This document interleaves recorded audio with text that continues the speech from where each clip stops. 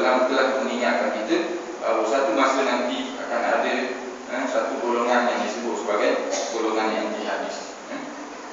Jadi maksud hadis tadi ialah bahawasanya Rasulullah SAW telah bersabda, hampir tiba suatu masa di mana seorang lelaki yang sedang duduk bersandar di atas katilnya, lalu disampaikan orang kepadanya sebuah hadis daripada hadis itu.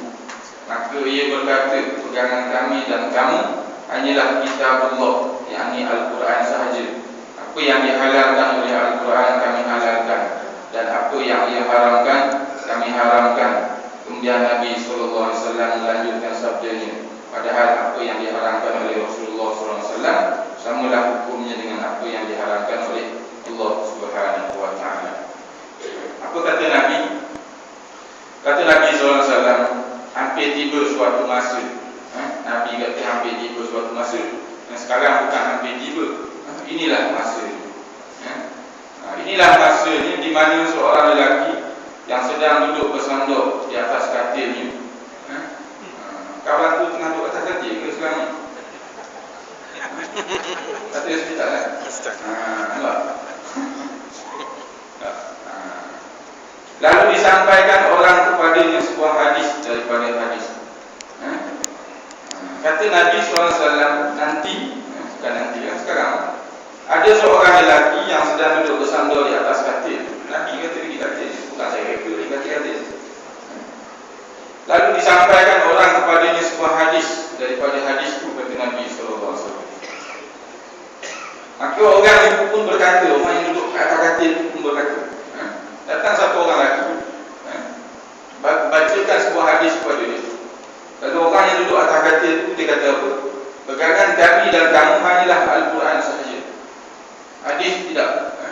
Hadis bukan sumber hukum saja. Sumber hukum dalam Islam Quran je, lain tak ada. Hadis tidak termasuk.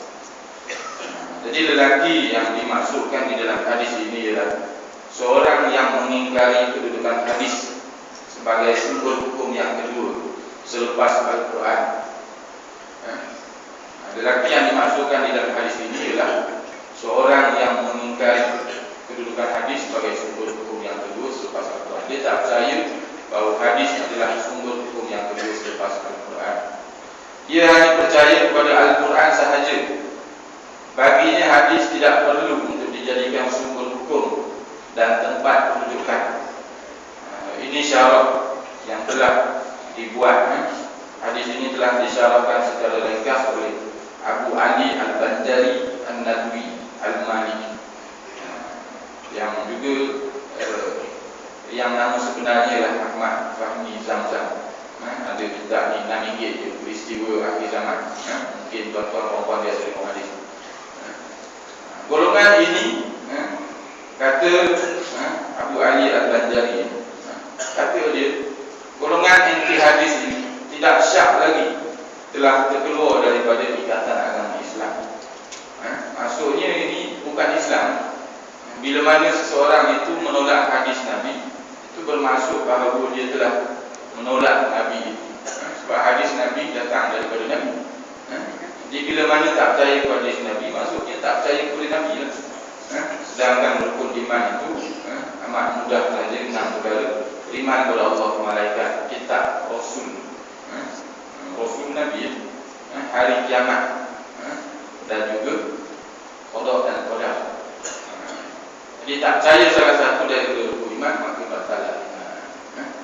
Bahkan tak percaya kepada salah seorang Nabi seperti Kristian, tak percaya kepada Nabi Muhammad SAW sahaja. Apakah Kristian dikira sebagai Islam? Tak, dia kafir. Yahudi tak percaya kepada Nabi Isa dan juga Nabi Muhammad SAW. Itu Yahudi juga dikira sebagai bukan Islam, kafir. Bahkan kalau percaya kepada semua Nabi, semua Nabi percaya, tapi mengatakan bahawa Muhammad bukan Nabi yang terakhir, di sana ada Nabi selepas Nabi Muhammad. Golongan ini juga terkeluar daripada Islam, seperti mana pegangan yang dipegang oleh Qadiani. Mereka percaya bahawa Mirza Ghulam Ahmad Qadiani itu sebagai nabi. Mirza Ghulam Ahmad lahir di Qadian. Itu yang datang Qadiani itu, bukan Qadian. Qadian itu di Kedah. Lahir lebih kurang 1800 lebih. Dia mengaku bahawa dia nabi. Dan katanya Mirza Ghulam Ahmad Qadiani ini dia adalah kerajaan British pada masa itu. Dia sengaja diwujudkan oleh pihak British dan ada orang yang percaya. Masuklah beberapa kelas ke beberapa ratus ke sebahagian daripada masyarakat Melayu Malaysia juga ada antara mereka ini menjadi pengikut kepada Qadiani. Bahkan mereka berani bertanya kepada wartawan yang menemu ramah itu, cuba kamu tunjukkan kepada kami, kepada saya satu ayat Al-Quran yang mengatakan bahawa Muhammad Nabi yang terakhir.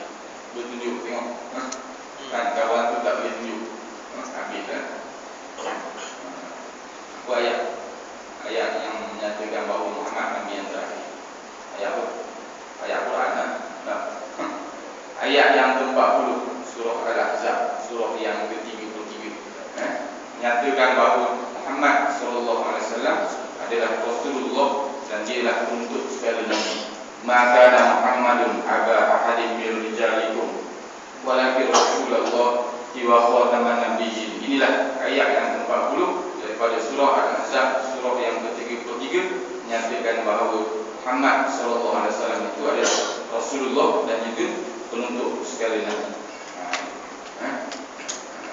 Jadi jangan buat leceh, diperlecehkan oleh orang Qadiani.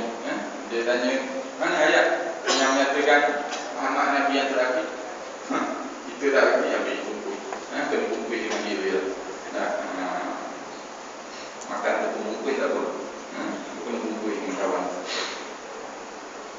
Golongan ini tidak syak lagi telah terkeluar dari ikatan agama Islam, dan pada realitinya seseorang itu tidak akan dapat memahami Al-Quran jika tidak merujuk kepada hadis Nabi SAW. Kita tak boleh nak faham Al-Quran kalau tidak merujuk kepada hadis Nabi SAW. Bahkan kita tak boleh nak semayang kalau kita tak merujuk kepada hadis Nabi. Sebab Al-Quran tidak menceritakan secara detail macam manakah semayang itu, melainkan perkara itu dinyatakan oleh Nabi SAW. Dan Al-Quran kata aqimus solah wa atuz zakat warka'u wasjudu. Tak ada kata takbiratul ihram bagi salat tahiyat semua, tak ada kata. Quran sebut wasariqatu faqta'u aydiyahuma, pencuri lelaki, pencuri perempuan adalah dipotong tangannya. Quran tak bagi tahu nak kena potong kat mana, hadis yang bagi tahu kena potong di pergelangan tangan.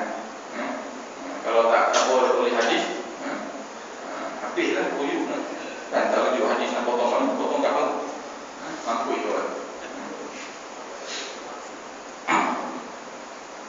Al-Quran banyak menerangkan hal-hal yang besar dan garis panduan umum, maka hadislah yang berfungsi untuk memperincikan isi dan kandungan serta kehendak ayat-ayatnya, serta menguraikan dan menerangkan yang muskil.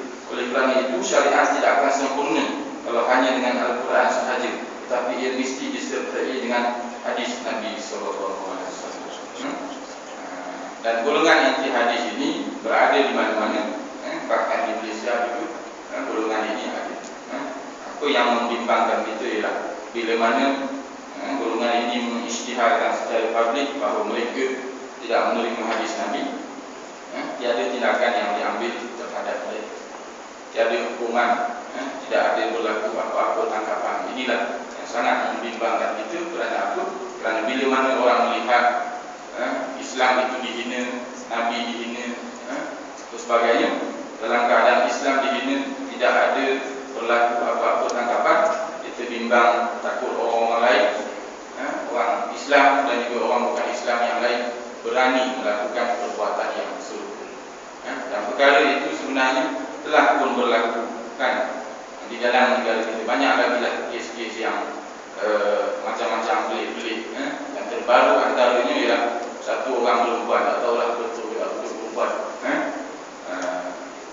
kan, dari Kelantan, orang Kelantan. Dulu dulu belajar kat Terengganu, dua negeri ini pelik semua, kan? Terengganu best student pada tahun 1989, SPM telah katanya telah membuka satu akaun Facebook dengan tajuk ni Murtad Skim Kelantan, Murtad Skim Pantai Timur. Di dalam Facebook itu dia telah memaki hamun Nabi SAW. Kemudian dia mencabar pula Allah Subhanahu Wa Taala. Dia kata kalaulah Allah itu ada, bukan saya pun sekarang ni, sampai sekarang ni aku tidak diberikan apa-apa balasan dalam keadaan aku menghina agama Islam dan juga menghina Nabi. Ini dia tulis dalam Facebook itu. Tak usah lagi lah, akaun tu tak ada. Dia ada lebih kurang seminggu 2 minggu tak ada. Jadi persoalannya ialah tidak adakah tindakan untuk orang-orang seperti ini? Itu soalan. Menghina Nabi ini bukan satu kesalahan ke? Sehingga tidak ada hukuman. Hina mahkamah kena penjara, hina hakim kena penjara. Kita tengok banyak berlaku kes-kes kat Malaysia, ada beberapa kes. Satu orang imam menghina hakim balik sifat kena beberapa bulan masuk jil. Dan satu orang menghina Sultan Perak beberapa ketika yang lalu dalam blog, dalam Facebook sebagainya, cari sampai jumpa, akhirnya dibawa ke mahkamah. Ini Nabi, tak ada apa-apa yang berlaku. Ini Islam. Pasal apa tak ada? Sebab peruntukan itu tak ada. Akta itu tidak ada. Akta itu tidak wujud. Sebab itu tidak ada apa-apa yang berlaku. Bahkan mereka yang sesat seperti pengikut Tuhan Harun, Syiah sebagainya, mereka bukan didakwa atas kesalahan ajaran sesat, mereka didakwa atas kesalahan memiliki dokumen ajaran sesat.